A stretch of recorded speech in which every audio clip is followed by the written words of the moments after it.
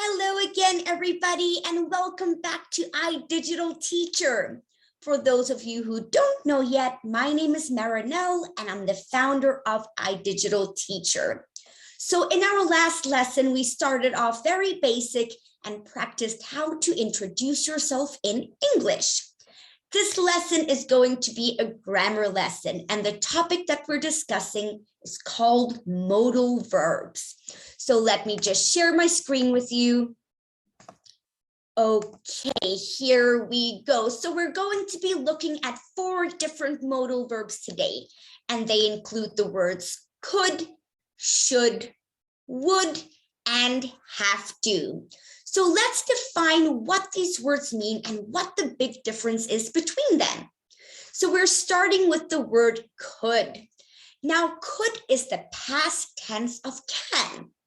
I could yesterday and I can today. All right, so remember that this is an interactive video.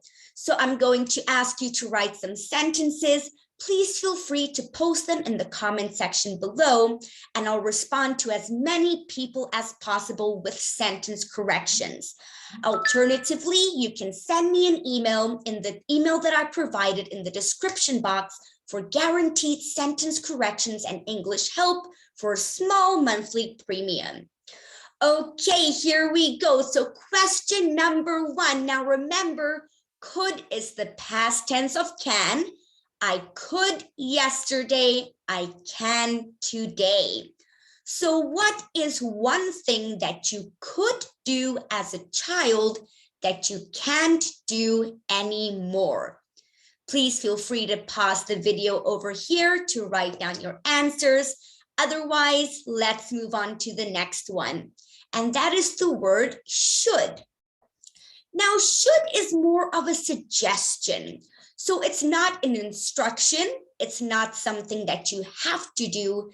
It's something that you can do if you want to. So for example, if I say, you should brush your teeth every morning.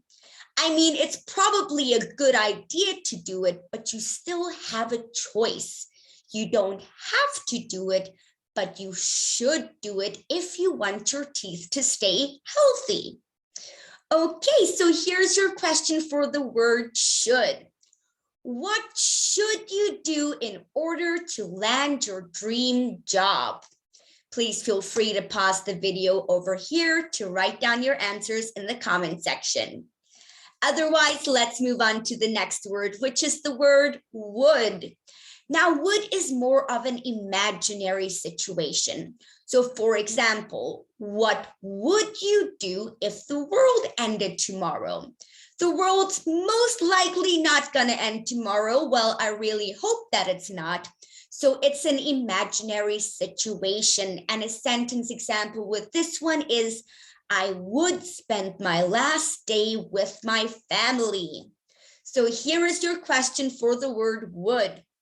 What would you do if you won $1 million tomorrow? Please feel free to pause the video over here to write down your answers. Otherwise, let's move on to the last one, which is have to. Now, have to is an instruction. So it's not like the word should where you have an option and we're giving you an option to do something or suggesting something. Have to means you have to do this. It's an instruction. There's no option. So for example, I have to go to work on time unless I want to lose my job. All right, so what is one thing that you have to do at work every day? That is your question for this modal verb. Please feel free to pause the video over here to write down your answers. Otherwise, I'm going to give you some examples of the sentences that you could have used. Okay, so for number 1, the word could. I could play games all day as a child, but I can't do it anymore. For the word should, I should go to work on time if I don't want to lose my job. And if I want to land a dream job, apologies, I had the wrong question over there.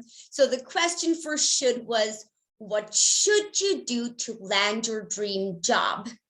The answer could be, I should study hard and set up a good CV. For the word would, what would you do if you won $1 million tomorrow?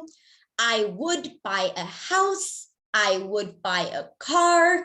I would spend all of my money on jewelry or clothes, or you could even say I would save my money. Any of those answers would have been correct. And then the last one is have to. So what is one thing that you have to do at work? My answer to this question would be, I have to create homework for my students. All right, everybody. So please feel free to write all of your answers in the comment section. Otherwise, you can send me an email to sign up to a monthly membership program for guaranteed sentence corrections and English help. Thank you once again for watching, and I hope to see you in our next video. Goodbye.